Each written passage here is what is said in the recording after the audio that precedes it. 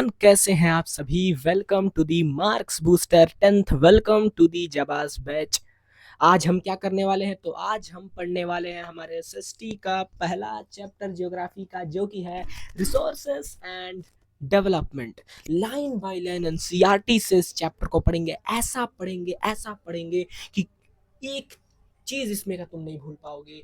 अच्छे से पढ़ेंगे इसे लाइन बाय लाइन, बने रहना एंड तक वीडियो के, क्योंकि इस वीडियो के बाद आपको इस चैप्टर के लिए कहीं पर भी जाने की कोई भी आवश्यकता नहीं पड़ने वाली। ओके, डन है जी। इसको मैं थोड़ा और ऊपर कर लूँ ताकि आवाज अच्छे से आए। डन आ रहा है, चलिए तो शुरू करते हैं इस चैप्टर को बिना किसी देरी के। सब्सक्राइब नहीं किया तो कर लेना तुरंत अभी, एंड देन शुरू करते हैं। ये स्टार्ट करते हैं, चलिए इसको मैं किनारे लगाता हूँ एंड शुरू। सबसे पहली चीज जो हमारी रिसोर्सेज है, क्या व्हाट इज रिसोर्सेस, बताओ भैया। रिसोर्सेस एंड डेवलपमेंट में रिसोर्सेस क्या है भाई? रिसोर्सेस ये है, देखो यहाँ लिखा हुआ है, everything available in our environment which can be used to satisfy our needs provided is technologically accessible, economically feasible, culturally acceptable resource. मतलब हर एक वो चीज जो हमारे इन्वायरमेंट में प्रेजेंट है, हमारे नीड्स को सेटिस्फाई करती है, टेक्नोलॉजिकली एक्सेसिबल है, टेक्नोलॉजी से हम उसे एक्सेस करते हैं, इकोनॉमिकली फीजिबल है, इतना कम का है, या फिर ऐसा है कि हम उसे फीस कर सकते हैं, उसे पैसे देकर खरीद सकते हैं, और कल्चरली एक्सेप्टेबल है, तो वो रिसोर्स है। ठीक है, बहुत बढ़िया। अब देखो, एक चीज बताई गई है कि the process of transformation of things available in our environments involve an interactive relationship. जो कि हमारे इन्वायरमेंट में रिसोर्सेज प्रेजेंट हैं, वो एक इंटरैक्टिव रिलेशनशिप बनाता है। क्या? टेक्नोलॉजी, इंस्टीट्यूशन और नेचर के बीच एक इंटरैक्टिव रिलेशनशिप बनता है। Human being interact with nature through technology and create constitution that create the economic development. Suppose करो कोई एक इंसान है जो आयरन की वो करता है बिजनेस, तो इंटरैक्ट किया नेचर से, आयरन को निकाला। तो human being interact with nature through technology, भाई टेक्नोलॉजी से ही निकाला होगा, और अपना एक इंस्टीट्यूशन बना लिया, सपोज एके आयरन शॉप। ठीक है, तो वो क्या हुआ, इंस्टीट्यूशन बन गया। तो ये चीज आपको ध्यान रखनी होगी। ठीक है, अब नेक्स्ट चीज देखो, रिसोर्सेस को डिवाइड किया गया है 4 बेसिस पे, on the basis of origin, exhaustibility, ownership और स्टेटस ऑफ डेवलपमेंट।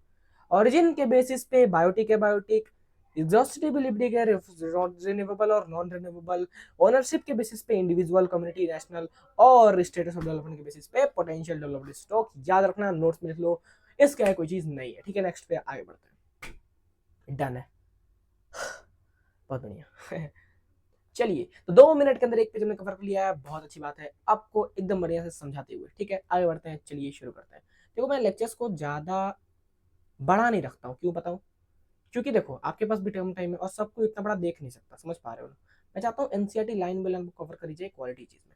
अब देखो, रिसोर्सेज का डेवलपमेंट जरूरी है, डेवलपमेंट ऑफ रिसोर्सेज करना है भाई। क्यों करना है ये बताओ पहले। रिसोर्सेज जो है ना, हम लोग ऐसा कंसिडर किए हैं कि रिसोर्सेज हमें नेचर से फ्री गिफ्ट में मिला है, resources is the free gift of nature. लेकिन नहीं, रिसोर्सेज नेचर का फ्री गिफ्ट नहीं है। क्या है रिसोर्सेस? रिसोर्सेस हम जानते हैं कि फ्री गिफ्ट है ना, इस वजह से हम उसे खूब यूज करते हैं, इनडिस्क्रिमिनेट यूज ऑफ रिसोर्स हम करते हैं, जिस वजह से 3 प्रॉब्लम राइज हुई है। क्या 3 प्रॉब्लम है? देखो मैं तुम्हें दिखाता हूँ, यहाँ है 3 प्रॉब्लम्स। देखो, डिप्लीशन ऑफ रिसोर्सेस हो गया है, क्योंकि कुछ ग्रीडी इंडिविजुअल की वजह से, कुछ लालची लोगों की वजह से, कुछ रिसोर्सेज जो रिसोर्सेस हैं वो कुछ लोगों के हाथों में चले गए हैं, एक्यूमुलेशन हो गया रिसोर्सेस का फ्यू हैंड्स में, जैसे कि किसमें, हैव्स और हैव नोट्स में सोसाइटी डिवाइड हो गई है। तो सोसाइटी डिवाइड हो गई है 2 टाइप के पीपल में, हैव्स जिसके पास है रिसोर्सेस, हैव नॉट जिसके पास नहीं है, वे रिच और पुअर। ठीक है, और इनडिस्क्रिमिनेट यूज करने से क्या होता है, ग्लोबल इकोलॉजिकल क्राइसिस भी आ रहे हैं, जैसे ग्लोबल वार्मिंग, है ना, ग्रीन हाउस इफेक्ट, ये सारी चीजें। अब देखो, इस तरह से हम चल रहे थे भाई, ऐसे चलते रहे तो गलत बात है। वो प्रॉब्लम था, 3 प्रॉब्लम हमने दिखाया आपको। तो देखो, अब हमें सॉल्यूशन खोजना, तो यहाँ पे सॉल्यूशन है सस्टेनेबल डेवलपमेंट का सॉल्यूशन, बहुत इंपॉर्टेंट सॉल्यूशन। देखो, सस्टेनेबल डेवलपमेंट कहता क्या है, बहुत इंपॉर्टेंट है, ध्यान से सुनना। क्या कहता है? Sustainable development means development should take place without damaging the environment. कि भाई डेवलपमेंट हो, डेवलपमेंट टेक प्लेस करे, डैमेज इन्वायरमेंट को डैमेज ना करे। In the present should not compromise with the needs of future. और जो प्रेजेंट में हम लोग डेवलपमेंट कर रहे हैं, वो आगे हमारे जनरेशंस को नुकसान ना करे, उनके रिसोर्सेज को नहीं डिप्लीट करे। ठीक है, फ्यूचर नीड्स को बनाए रखे। आगे बढ़ते हैं नेक्स्ट चीज पर। अब इसी सस्टेनेबल डेवलपमेंट को लेकर चर्चा हुई और एक मीटिंग रखी गई। मैं आपको दिखाता हूँ वो चीज। देखो, रियो डे जेनेरियो अर्थ समिट 1992 में क्या होता है ना, 100 हेड्स ऑफ स्टेट, मतलब 100 अलग अलग कंट्रीज के लोग आते हैं, हेड्स जो होते हैं कंट्री के आते हैं, और एक जगह रियो डे जेनेरियो ब्राजील में एक मीटिंग होती है जिसका नाम रखा जाता है अर्थ समिट 1992। उसमें ये प्रॉब्लम्स एड्रेस होते हैं, जैसे कि पोवर्टी हो गया, ग्लोबल क्राइसिस हो गए, है ना, ये जो भी सारे प्रॉब्लम्स, सोशियो इकोनॉमिक प्रॉब्लम्स हो गए, बायोलॉजिकल डाइवर्सिटी हो गया, क्लाइमेटिक चेंज हो गया, ये सब डिक्लेयर करके वहां सब ये सब प्रॉब्लम्स रखी जाती है और एक आउटकम आता है agenda 21। Agenda 21 Rio de Janeiro summit का आउटकम था। सस्टेनेबल डेवलपमेंट 21st सेंचुरी में करने के लिए हमने एजेंडा 21 को अडॉप्ट करा। ठीक है, बहुत बढ़िया। लेकिन एक बात मुझे कोई बताएगा कि भाई ये एजेंडा 21 है क्या? What is this agenda 21? भाई पता होना चाहिए यार। चलो ठीक है, कोई बात नहीं, आगे बढ़ते हैं। मैं तुम्हें दिखाऊंगा एजेंडा 21 है क्या। यहाँ लिखा हुआ है तुम्हारे एनसीईआरटी में। It is a declaration signed by world leaders. ये क्या है? ये डिक्लेरेशन है, वर्ल्ड लीडर्स द्वारा डिक्लेरेशन साइन किया गया था, है ना, कहां पर? यूएनसीईडी, जो कन्वर्ट करवाया था रियो डी जेनेरियो अर्थ समिट। ठीक है, इसका एम क्या है? एजेंडा 21 का एम है achieving global sustainable development. Sustainable development achieve करे ग्लोबल लेवल पर, पोवर्टी को हटाए, है ना, एनवायरमेंटल डैमेज को हटाए, डिजीज को हटाए, ये सारी चीजों को हटा दे। और एक इंपॉर्टेंट बात यह है कि हर एक लोकल गवर्नमेंट के पास उसकी खुद की एजेंडा 21 होनी चाहिए। इतनी बात समझ आई हो तो एक लाइक कर दो, इसी बात पे सब्सक्राइब करना मत भूलना। आगे बढ़ते हैं नेक्स्ट चीज की ओर। चलिए शुरू करते हैं। चलिए तो शुरू करते हैं, आइए। देखिए, रिसोर्स प्लानिंग, अब हमारा नेक्स्ट टॉपिक रिसोर्स प्लानिंग। भाई ये रिसोर्स प्लानिंग क्या है? रिसोर्स को प्लान करना है। क्यों करना है रिसोर्स को प्लान? इंडिया जैसे कंट्री के अंदर रिसोर्स जो है अन मतलब इक्वली डिवाइडेड है, इक्विटेबल डिस्ट्रीब्यूशन नहीं हुआ है रिसोर्सेज का इंडिया जैसे कंट्री के अंदर। तो उस वजह से क्या हुआ है, रिसोर्सेज की प्लानिंग जरूरी है। अब इक्विटेबल डिस्ट्रीब्यूशन नहीं हुआ है, इससे मतलब क्या है आपको, तो मैं आपको दिखाता हूं। जैसे फॉर एग्जांपल राजस्थान और अरुणाचल प्रदेश का एग्जांपल लो। राजस्थान में पानी बहुत ज्यादा है, अरुणाचल प्रदेश में पानी की कमी है। राजस्थान में विंड एनर्जी, सोलर एनर्जी बहुत ज्यादा है, ठीक है, लेकिन अरुणाचल प्रदेश में विंड एनर्जी और सोलर एनर्जी बहुत कम है, इंफ्रास्ट्रक्चर बहुत कम है। तो ये क्या हुआ, इक्विटेबल है? नहीं है। यहाँ एक चीज है, यहाँ एक चीज नहीं है, यहाँ एक चीज है, यहाँ एक चीज नहीं है। तो ये अनइक्विटेबल डिस्ट्रीब्यूशन है। तो हमें इसी वजह से डिस्ट्रीब्यूशन करना इक्विटेबल। और कुछ एग्जांपल्स भी, जैसे लद्दाख का एग्जांपल है, और है ना, आपको देखने को मिल जाएगा, तो वो आप एक बार एग्जांपल्स को पढ़ लेना। ठीक है, मैं सीधे चलता हूँ टॉपिक पर कि भाई रिसोर्स प्लानिंग होती कैसी है। रिसोर्स प्लानिंग करने की कुछ 3 स्टेप्स होते हैं। क्यों करना ये तो हमने देख लिया, कैसे करना ये भी देख ले तो मजा आ जाए। चलिए शुरू करते हैं, देखते हैं। देखिए, रिसोर्स प्लानिंग करने के 3 स्टेप्स होते हैं। पहला स्टेप्स आइडेंटिफिकेशन, पता लगाओ कि भाई रिसोर्स है कहाँ।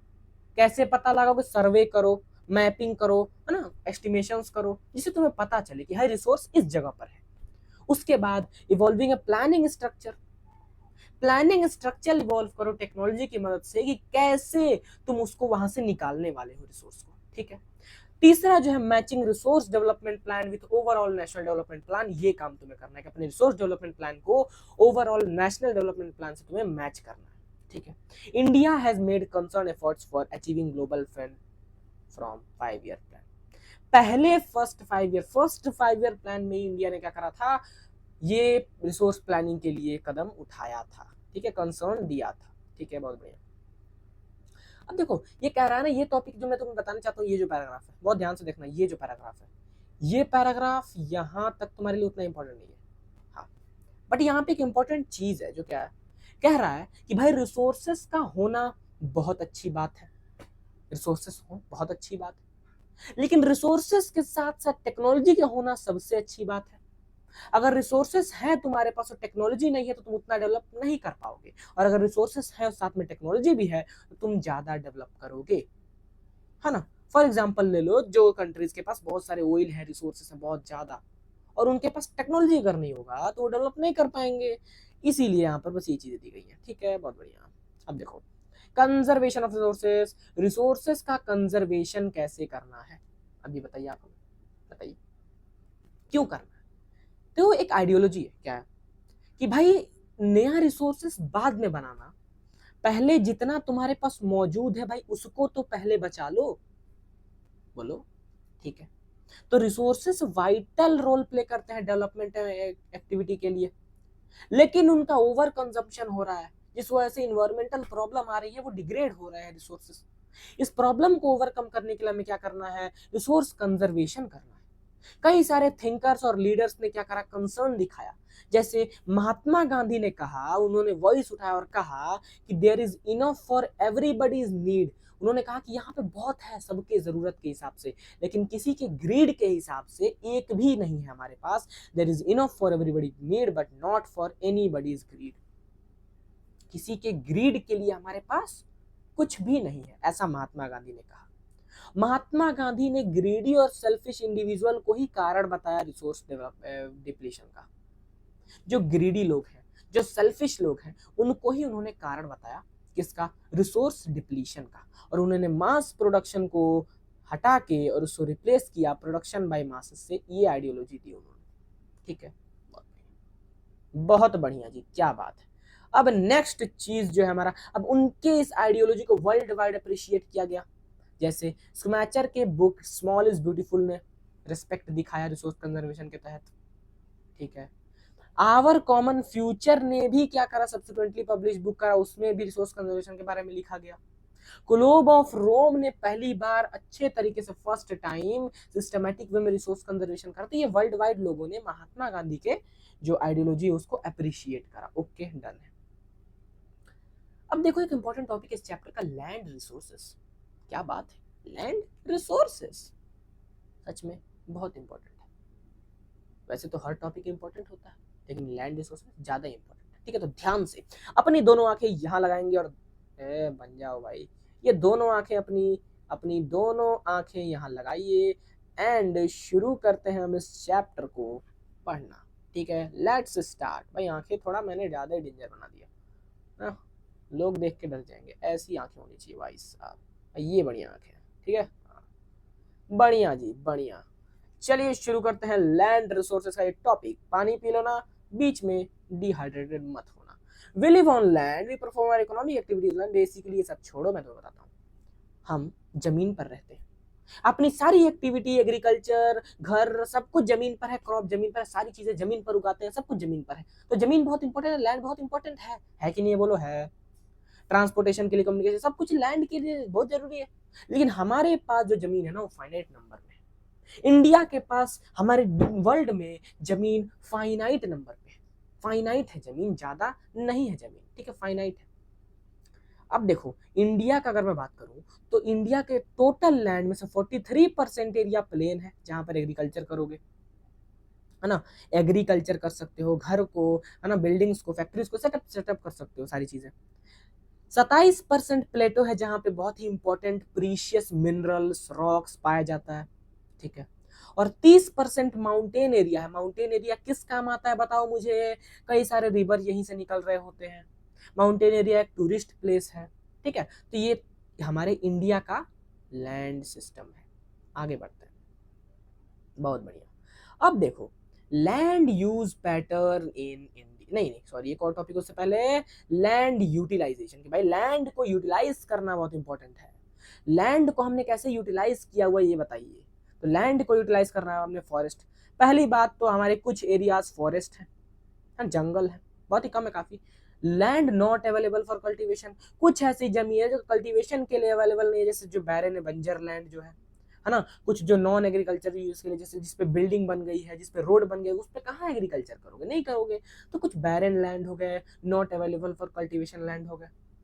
कुछ लैंड हो गए जो अदर अनकल्टिवेटेड लैंड है, जैसे कि घास चरने वाली जो जमीन होती है, जहाँ पशु जो है घास चरते हैं, तो परमानेंट पास्चर और ग्रेजिंग लैंड हो गया। लैंड अंडर मिसलेनियस, कुछ ऐसी जमीन है जहां पर पेड़ पौधे बड़े बड़े, तो वहां पे कहाँ क्रॉप ग्रो करोगे, नहीं करोगे। तो वहां पर कुछ ऐसी जमीन है हमारे पास। और कुछ जमीन है जो कल्चरेबल वेस्ट लैंड है, यानी जिसे 5 से ज्यादा साल तक छोड़ दिया गया है। 5 से ज्यादा साल तक बिना कल्टीवेट किए छोड़ दिया गया है, वो अनकल्टीवेटेड कल्चरेबल वेस्ट लैंड कहलाते हैं। ठीक है, कुछ लैंड जो कि फैलो लैंड है। फैलो लैंड में भी दो टाइप होते हैं, करंट फैलो और other than current fallow. Current fallow जो लैंड है वो है 1 साल या उससे कम तक के लिए छोड़ा गया है करंट फैलो, और 1 से 5 साल तक के लिए अगर छोड़ा गया है तो अदर देन करंट फैलो, याद रखना। अब नेक्स्ट चीज देखो, नेट सोन एरिया क्या होता है और ग्रॉस क्रॉप्ड एरिया क्या होता है, याद रखना। नेट सोन एरिया, सपोज करो कोई एरिया है जो कि एक बार एक एग्रीकल्चरल ईयर में एक बार ही ग्रो किया जाता है, वहां पर वो नेट सोन एरिया है। Physical extent of land which crop are grown harvested once in a year, ठीक है, net sown area. Area sown more than once in year plus net sown area is gross crop area. अब देखो, net sown area क्या होता है, जो एक साल में केवल एक बार, एक एग्रीकल्चरल ईयर में केवल एक बार ग्रो किया गया हो, और कुछ ऐसे एरियाज होते हैं जो कि एक साल में दो तीन एक से ज्यादा बार ग्रो किए गए हो, ये दोनों मिला के ग्रॉस क्रॉप एरिया होता है। आप समझ आया होगा, आई हो, ठीक है। तो ये हमारे लैंड, हम ऐसे यूटिलाइज कर रहे हैं लैंड को, ठीक है, इंडिया में लैंड यूटिलाइजेशन ऐसे हो रही है। अब एक टॉपिक है land use pattern in India. India में लैंड यूज पैटर्न क्या है? देखो, पहली बात सब्सक्राइब कर दो, फिर आगे बढ़ो। चलो, the use of land is determined by physical factor, topography, climate. Land का यूज डिटरमाइंड होता है फिजिकल फैक्टर से, टोपोग्राफी से, क्लाइमेट से, सारी चीजें मैंने बता रखी है ऑलरेडी, ठीक है, बहुत बढ़िया। अब ये ग्राफ है, तुम्हें दिख रहा होगा, बहुत इंपॉर्टेंट है, बहुत ही ज्यादा इंपॉर्टेंट ग्राफ, याद रखना, याद रखना, बहुत इंपॉर्टेंट है, बहुत ज्यादा। ऐसा नहीं कहूंगा, उतना इंपॉर्टेंट नहीं है, बट देखो, जैसे फॉरेस्ट हमारे पास 18% है, 18.11, बैरन अनकल्टिवेटेड लैंड है जो 12% है। कहाँ का डेटा है ये? 1960-61 का डेटा है, उस समय था, लेकिन 2029-20 के हिसाब से डेटा ये है, ठीक है, बहुत बढ़िया, याद रखना, डन रखना, ठीक है, बहुत बढ़िया। तो देखो, उस समय इतनी चीजें थी ऐसी, अब ये बदल गई, तो इसे तुम एक बार देख लेना, कोई इंपॉर्टेंट चीज है ना, कि नीचे कलर दिया हुआ तो तुम देख सकते हो, वो पढ़ाने वाली चीज नहीं, वो तो तुम्हें देखना पड़ेगा। अब देखो, इंडिया का जो टोटल जियोग्राफिकल एरिया है वो 3.28 मिलियन स्क्वायर किलोमीटर है। इंडिया का total geographical area 3.28 million square kilometre है, जो कि केवल 93% एरिया है। सपोज करो, मतलब मैं तुम्हें बताता हूँ, इंडिया का टोटल एरिया 3.28 नहीं है, केवल 93% एरिया ये है, बाकी 7% कहाँ गया सर? बाकी 7% जो एरिया है वो कहाँ गया? वो मेजर ही नहीं किया, वो सर्वे ही नहीं किया गया है। कुछ एरिया जो जम्मू कश्मीर, चाइना और पाकिस्तान ने ले लिया है, आसाम के एरिया को नहीं मेजर किया गया, तो वो सारी चीजें, आसाम के एरिया को फुल सर्वे नहीं किया गया, तो वो सारी चीजें मिलाकर हमारा ये चीज हो रहा है, ठीक है। अब देखो, ये तुम्हें देखने को मिलेगा, ये तो उतना इंपॉर्टेंट नहीं है, तो सारी टेबल के हिसाब से है। ये देखो, फॉरेस्ट एरिया हमारे कंट्री में होना चाहिए 33%, लेकिन 33% से फार लोअर है, बहुत कम है 33% से। समझ पा रहे हो? नेशनल फॉरेस्ट पॉलिसी ने कहा है कि 33% फॉरेस्ट एरिया होना चाहिए, जरूरी है, जरूरी है, लेकिन यहाँ पे बहुत कम है। ये एक बैड न्यूज है हमारे लिए, ठीक है, तो याद रखना। अब देखो, अब यहाँ पर हम आता है, हम आते हैं लैंड डिग्रेडेशन। ये क्या होता है भाई? लैंड है हमारे पास, मान रहा हूँ, लेकिन वो डिग्रेड हो रहा है। मतलब लैंड डिग्रेडेशन का मतलब को decline in quality of land, land की क्वालिटी डिक्लाइन होना ही लैंड डिग्रेडेशन कहलाता है। कैसे क्वालिटी खत्म हो रहा है लैंड का? कई सारे वेज हैं, जैसे कुछ ह्यूमन एक्टिविटी, जैसे ग्रेजिंग हो गया, माइनिंग हो गया, क्वायरिंग हो गया, है ना, ये सारी ह्यूमन एक्टिविटीज है। कुछ नेचुरल थिंग्स है, जैसे कि हो गया क्या, वोल्केनिक इरप्शन हो गया, फॉरेस्ट फायर, ये सारी चीजें हो गई, ठीक है। अब मैं तुम्हें थोड़ा और डिटेल में बताता हूँ। देखो, माइनिंग से जो है लैंड डिग्रेड हो रहा है किन एरियाज में, तो झारखंड, छत्तीसगढ़, मध्य प्रदेश, उड़ीसा, ठीक है, बहुत बढ़िया। ओवर ग्रेजिंग से लैंड डिग्रेड हो रहा है किन एरियाज में, तो हमारा एरिया गुजरात, राजस्थान, मध्य प्रदेश, महाराष्ट्र, याद करने वाली चीज है, ठीक है, क्योंकि एमसीक्यू में कई बार आ जाती है। उसके बाद ओवर इरिगेशन से जो हो रहा है वो कहाँ कहाँ हो रहा है, तो हरियाणा, पंजाब, वेस्टर्न उत्तर प्रदेश, जहाँ पे खेती होती है। उसके बाद तुम देखोगे तो कुछ ऐसी है ना, लैंड डिग्रेडेशन से सैलिनिटी और एल्कलिनिटी बढ़ती है, ठीक है, मैं बताता हूँ। अब कुछ इंडस्ट्रीज है, कुछ मिनरल प्रोसेसिंग इंडस्ट्रीज है, जिनकी वजह से लैंड डिग्रेडेशन हो रहा है। जैसे फॉर एग्जांपल मैं तुम्हें बताऊंगा सीमेंट इंडस्ट्रीज। तो सीमेंट इंडस्ट्री से जो एफ्लुएंट्स निकलते हैं ना, उन एफ्लुएंट्स को जो इंडस्ट्रीज क्या करती है, फेंक देती है जगह जगह, जमीन पर, पानी में, उससे लैंड डिग्रेडेशन हो रहा है। उन्हें नहीं पता, उन्हें बताओ जाकर, ठीक है। अब देखो, लैंड डिग्रेडेशन तक तो ठीक था, लैंड को कंजर्व कैसे किया जाए, ये बहुत इंपॉर्टेंट बात है। भाई डिग्रेड हो रहा है, मैं मान रहा हूँ, लेकिन उसे कंजर्व करो ना। डिग्रेड हो रहा है, कहने से कोई फायदा नहीं, फायदा कंजर्व करो, कैसे करोगे? अगर पूछ दिया कि लैंड डिग्रेडेशन को कंजर्व कैसे करोगे, लैंड कंजर्वेशन, तो बताओ माइनिंग हो रहा है तो भैया माइनिंग को रुकवा दो, कम माइनिंग करो। ओवर ग्रेजिंग हो रहा है तो ग्रेजिंग सही तरीके से करो, ज्यादा ग्रेज मत करवाओ, जानवरों को मोटे हो जाएंगे वो लोग। बहुत बढ़िया। ओवर इरिगेशन हो रहा है, ज्यादा पानी मत दो पौधों को, ज्यादा बड़े हो जाएंगे ठीक है। उसी के साथ साथ अफॉरेस्टेशन करो, पेड़ पौधे लगाओ, सारी चीजें लगा सकते हो तुम, ये सब कर सकते हो लैंड कंजर्वेशन के लिए। बहुत बढ़िया, आगे बढ़ो। नेक्स्ट चीज, अब आते हैं सोइल एज रिसोर्स। अभी तुम लैंड पर आप सोइल पढ़ने वाले की जमीन, मिट्टी एज रिसोर्स। तो मिट्टी, देश की मिट्टी मेरी, तो हम लोग पढ़ेंगे अब देश की मिट्टी के बारे में। चलिए शुरू करते हैं। तो चलिए शुरू करते हैं, ठीक है। आइए, soil as a resource. Soil as a resource, मिट्टी बहुत इंपॉर्टेंट है। मिट्टी रिन्यूएबल रिसोर्स है, अनरिन्यू हो सकता है बता रहा है। मिट्टी हमारे जीने के लिए बहुत इंपॉर्टेंट है। मिट्टी में कई सारी क्रॉप ग्रो होती है, वो सारा बता रहा है। रिलीफ मिलता है हमें। और मिट्टी कैसे बनता है, तो पैरेंट बेड रॉक से बनता है। कई सारे वेजिटेशन और क्लाइमेटिक चेंज, टेम्परेचर चेंज, ये सब चीज़ों से मिट्टी बन रहा होता है। ये सारी चीज़ें यहाँ बताई गई है, मेन इंपॉर्टेंट चीज़, ठीक है। उतना इंपॉर्टेंट नहीं है आपके लिए, नहीं है उतना इंपॉर्टेंट, साफ बता दिया हूँ, ठीक है। बहुत बढ़िया, आगे बढ़ो। अब देखो, यहां पर मेन इंपॉर्टेंट चीज है क्लासिफिकेशन ऑफ सॉइल, कि सॉइल हमारे क्लासिफिकेशन, सॉइल को पढ़ना। कितने टाइप ऑफ सॉइल, तो हमारे बुक में 6 टाइप ऑफ सॉइल दिए गए हैं। उन 6 टाइप ऑफ सॉइल को मैं बताऊंगा लाइन बाय लाइन, तो लेक्चर बहुत बड़ी हो जाएगी। हाँ, लाइन बाय लाइन तो मैं नहीं बता सकता, क्यों? क्योंकि अगर मैं लाइन बाय लाइन बताने चला गया ना, लेवल निकल जाएंगे। इसलिए मैं दिखाने वाला हूं तुम्हें मैप। ये वाली मैप देखो, बहुत इंपॉर्टेंट मैप है भाई साहब, ठीक है। कितने सॉइल, मतलब alluvial soil, black soil, arid soil, forest soil, red and yellow soil, laterite soil, ठीक है। ये सारे सॉइल्स हैं आपके, बहुत बढ़िया। एलुवियल सॉइल नॉर्थ ईस्ट में पाया जाता है, यहाँ पर एलुवियल सॉइल नॉर्थ ईस्ट में पाया जाता है। खादर भांगर दो टाइप के होते हैं, खादर न्यू एलुवियल जो कि ज्यादा फर्टाइल होता है, भांगर ओल्ड एलुवियल जो कि कम फर्टाइल होता है, ठीक है। उसके बाद जैसे तुम देखोगे तो खादर भांगर तुम्हें समझ में आ गया, अलुवियल सॉइल बहुत फर्टाइल सॉइल है। अलुवियल सॉइल में क्रॉप ग्रो होते हैं, तो यूपी बिहार में क्या ग्रो होते हैं, व्हीट, राइस, शुगर केन, बस काम खत्म। नेक्स्ट सॉइल है आपका लेटराइट सॉइल। लेटराइट सॉइल कहाँ पाया जाता है, तो देखो मैं तुम्हें दिखाता हूँ लेटराइट सॉइल कहाँ पाया जाता है। तो इसी को मैं फिर छोटा करूंगा भाई, लेटराइट सॉइल ही है, तुम्हें देखने को मिल जाएगा। बहुत इंपॉर्टेंट, बहुत बहुत हार्ड, बहुत हार्ड। आगे आओ, आगे आओ भैया। अरे मुड़ जा, छोटा हो जा, छोटा छोटा छोटा हो जा ना। हाँ। ये तुम्हारा लिटराइट सोइल है, तुम्हें दिख रहा होगा। ये जो एरिया है तुम्हारा लिटराइट सोइल है भाई, याद रखना। हाँ, छोटा सा, ठीक है। लिटराइट सोइल यहाँ पर है, और लिटराइट सोइल तुम्हें यहाँ पर भी छोटा सा दिख रहा होगा, ठीक है। हाँ, तो आसाम वाले एरिया में एंड यहाँ पर वेस्टर्न कोस्ट घाट्स वाले एरिया में लेटराइट सोइल है। लेटराइट सोइल क्या है, ह्यूमस कंटेंट लो है लेटराइट सोइल का। लेटराइट सोइल में जो क्रॉप ग्रो होते हैं वो टी हो गया, कॉफी हो गया, है ना, ग्राउंडनट हो गया, ये सारे लेटराइट सोइल में ग्रो होते हैं। लेटराइट सोइल जो होता है, एरिया मैंने बता ही दिया, ठीक है। तो लेटराइट सोइल ऐसी जगहों पर ग्रो होता है जहां पर टेम्परेचर कम, टेम्परेचर कम है, रेनफॉल ज्यादा है, ठीक है। बहुत बढ़िया, आगे बढ़ते हैं नेक्स्ट चीज पर। Next soil red and yellow soil. तो रेड एंड येलो सोइल ये सारे एरिया में ग्रो होता है। उड़ीसा हो गया आपका, देखने को मिल जाएगा, कुछ महाराष्ट्र, कुछ कर्नाटका, कुछ केरला, है ना, ये सब रेड एंड येलो सोइल है। Red and yellow soil red कब होता है, जब वो क्रिस्टलाइन इग्नियस रॉक के फॉर्म में होता है। और येलो कब होता है, जब वो हाइड्रेटेड फॉर्म में होता है, ठीक है। बहुत बढ़िया। अब देखो, रेड एंड येलो सोइल में ग्रो क्या होता है, तो रेड एंड येलो सोइल में ग्रो हो रहा होता है हमारा एक इंपॉर्टेंट प्लांटेशन क्रॉप, जैसे टी, कॉफी, वो सारी चीजें, तो प्लांटेशन क्रॉप। अब एक और इंपॉर्टेंट टाइप ऑफ सोइल है ब्लैक सोइल, तुम्हें देखने को मिलेगा नहीं, soil black soil. Black soil को हम लोग रेगर सोइल भी कहते हैं, कॉटन सोइल भी कहते हैं, क्योंकि इससे कॉटन बनता है। ब्लैक सोइल के अंदर कॉटन ग्रो हो रहा होता है। ब्लैक सोइल बनता है लावा फ्लो से, लावा फ्लो से, और डेक्कन ट्रैप पर ये पाया जाता है ब्लैक सोइल। तो ये सारी आपने ब्लैक सोइल की फीचर्स बता दिए, ठीक है। एक और सोइल है एरिड सोइल। तो एरिड सोइल हमारा राजस्थान में ड्राई एरियाज में पाया जाता है। एरिड सोइल जो है हमारा, तो ये एरिड सोइल है हमारा। एरिड सोइल जैसे अगर तुम देखोगे तो एरिड सोइल बहुत ही सैंडी है, ठीक है।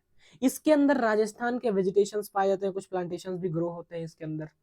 एरिड सोइल की अगर मैं बात करूं तो एरिड सोइल जो होता है वो हमारा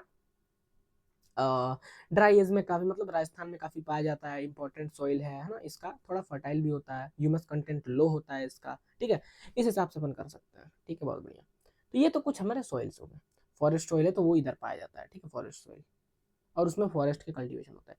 अब सॉइल मेरे बताने से तुम्हें याद हो जाएगा क्या? कई सारे टीचर्स को मैंने देखा है सॉइल्स को लाइन बाय लाइन पढ़ाते हैं, नहीं फायदा पढ़ाने का, कोई फायदा नहीं है। लाइन बाय लाइन सॉइल को पढ़ाओगे फिर बच्चा अगले दिन भूल जाएगा। बच्चे से कहो कि वो खुद जाए, कॉपी ले, एक चार्ट बनाए जिसमें यहाँ लिखे सॉइल का नाम, यहाँ लिखे सॉइल किस एरिया में पाया जाता है, यहाँ लिखे उसके अंदर क्रॉप क्या है, यहाँ लिखे उसके एक एक्स फैक्टर, उसका कोई फीचर वो क्या है, और यहाँ लिखे सॉइल क्या कि फर्टिलिटी रेट या फिर जो भी और सारी चीजें हैं वो सब, कंटेंट क्या है इसमें, है ना, ये सारी चीजें। और इस तरह से एक चार्ट बना के फिर उसे 2-3 बार देख लेगा तो सॉइल उसे किसी टीचर की जरूरत नहीं पड़ने वाली है। ये मेरी मेंटालिटी है, तुम बनाओगे क्योंकि तुम जाबाज हो, तुम सब एक जाबाज हो तो तुम बनाओगे ना। जाबाजों को मैं ऐसे ही देता हूँ वर्क, ठीक है। तो आज की तुम्हारी एक वर्क हो गई, ठीक है, आगे बढ़ते हैं। समझ में आ गया ना? हाँ। अब एक आखिरी टॉपिक है, ये सारे तो सॉइल्स ही हैं तुम्हारे, ठीक है, आगे बढ़ो। अब ये एक आखिरी टॉपिक तुम्हें देखने को मिल जाएगा, सॉइल इरोजन और सॉइल कंजर्वेशन। अरे भाई ये क्या हो गया, इरोजन क्या होता है? 8 में पढ़ा था, याद करो, 8 में पढ़ा था सॉइल इरोजन, याद है क्या होता है सॉइल इरोजन भाई? डेनडुएशन ऑफ सॉइल कवर और सब्सिक्वेंट, मतलब कोई सॉइल होती है, सॉइल का चले जाना, मतलब सॉइल का वॉश हो जाना। सॉइल है जमीन पर ऐसे पड़ी हुई है, वॉश होकर चली गई, कट गई, है ना, सॉइल कट गई। जैसे कभी और देखा होगा नदी बह रही है और यहाँ पे जो मिट्टी है वो कटती जा रही है, कटती जा रही है, कटती जा रही है, तो सॉइल इरोजन हो रहा है, ठीक है। अब सॉइल इरोजन होता है ना, तो अभी ये बात एक ध्यान रखना कि प्रोसेस ऑफ सॉइल फॉर्मेशन और सॉइल इरोजन में एक बैलेंस है। सॉइल फॉर्म हो रहा है, सॉइल इरोड हो रहा है, फॉर्म हो रहा है, इरोड हो रहा है, फॉर्म हो रहा है, इरोड हो रहा है, तो एक बैलेंस बन गया उसके अंदर, ठीक है। अब सोइल इरोजन होता है क्लाइमेट फैक्टर से, मतलब नेचुरल फैक्टर से भी और ह्यूमन फैक्टर से भी। नेचुरल फैक्टर क्या क्या है, तो जैसे कि तुम देखोगे विंड हो गया, एयर हो गया, ग्लेशियर हो गया, नेचुरल फैक्टर से। ह्यूमन फैक्टर क्या, तो डिफोरेस्टेशन, ओवरग्रेजिंग, कंस्ट्रक्शन, माइनिंग, ये सारी चीजों की वजह से सोइल इरोजन होता है। कॉपी में नोट करते हुए चल रहे हो, आई होप, ठीक है, बहुत बढ़िया। अब देखो बहुत इंपॉर्टेंट चीज, तुमने देखा होगा the running water cut through the clayey soil, जब पानी ऐसे जा रहा है और क्लेई सोइल को काटते काटते काटते काटते जा रहा है, बाद में देखोगे तो कुछ इस प्रकार का गली बना देता है वो। हाँ, तो ये गली इरोजन हो गया। फिर देखो शीट इरोजन, नदियों के बहाव की वजह से शीट इरोजन होता है, नदियों का बहाव हो रहा है तो शीट इरोजन हो रहा है। और हवा की वजह से जो सोइल वो हो रही है तो वो क्या हो रहा है, विंड इरोजन, ठीक है, विंड इरोड हो रहा है, ठीक है ना, उस वजह से दिस इज विंड इरोजन। अब देखो आगे। अब हमें इरोजन देख लिया, कौन कौन से इरोजन है, उन इरोजन का उपाय क्या है, ठीक है ना, कैसे कंजर्वेशन कर सकते हो। तो कंजर्वेशन करने के लिए तुम काउंटर प्लगिंग करो, प्लगिंग अलोंग काउंटर लाइंस, है ना, काउंटर प्लगिंग करो। उसके साथ साथ तुम टेरेस कल्टीवेशन करो। टेरेस कल्टीवेशन क्या, पहाड़ है तो यहाँ पे ऐसे टेरेस बनाओ और टेरेस कल्टीवेशन करो, ठीक है, बहुत बढ़िया, ताकि तुम पानी से तुम बचे रहो। उसके साथ साथ शेल्टर बेल्ट्स लगाओ, भाई तुम्हारे एक खेत है तो खेत के चारों बहुत बहुत सारे पौधे लगाओ, बड़े बड़े बड़े बड़े बड़े बड़े बड़े बड़े, ताकि अंदर का क्रॉप, अंदर के सोइल बची रहे, हवा ना आ पाए। उसी के साथ साथ स्ट्रिप क्रॉपिंग करो। स्ट्रिप क्रॉपिंग क्या है, ये खेत है उसको कई सारे स्ट्रिप्स में डिवाइड कर लो और यहाँ पे छोटे छोटे पौधे लगा दो ताकि हवा अंदर ना आ पाए, पानी अंदर ना आ पाए। बहुत बढ़िया, एक खेत की पानी अगले खेत में ना जा पाए, तो इस तरह से तुम सॉइल इरोजन को बचा सकते हो, ठीक है। सो यहाँ ये चैप्टर फिनिश होता है, सारी चीज़ें पढ़ ली, एक एक चीज़ पढ़ लिया। अब ये है तुम्हारा DPP, this is your DPP. DPP बहुत ध्यान से करना, बहुत इंपॉर्टेंट है। ये तुम्हारी डीपीपी, देखो प्रोजेक्ट वाली एक्टिविटी वाली जो डीपीपी है उसे मत करना, मैं दिखा रहा हूँ, ये वाला करना, इस वाले को करना, ये बस तुम्हारी इतनी, इसको स्क्रीनशॉट ले लो, इतनी बस है केवल और केवल, कर लो, कर लिया, जल्दी, डन कर लिया, डन है, ओके, ये हो गया डन। ये तुम्हारी डीपीपी। इसी के साथ हमने इस चैप्टर को बहुत अच्छे तरीके से वन शॉट में कवर करा है। तो इस चैप्टर को हमने कवर करा एक शॉट में अच्छे तरीके से, 30 मिनट, आई होप, हाँ 30 मिनट के अंदर जो भी चीज़ें बोली हैं लिख लेना, कॉपी में नोट्स बनाना या फिर हो सके तो बुक में ही लिख लेना, और यहाँ चैप्टर कवर होता है डीपीपी कर लेना। और सॉइल का एक चार्ट बनाना मत भूलना, मुझे टैग करना, बना के कहीं पर भी टैग करना, टेलीग्राम पे हो सके तो टेलीग्राम पे भेज देना, ग्रुप है अपना, लिंक दे दूंगा, नाम बता देता हूँ, मार्क्स बूस्टर 10th। एंड चलते हैं, एंड करते हैं इसको, मिलेंगे अगले लेक्चर में, तब तक के लिए सब्सक्राइब कर लो, जल्दी से जाओ, सब्सक्राइब सब्सक्राइब कर लो, जाओ जाओ जाओ जाओ, जल्दी सब्सक्राइब कर लो, जाओ।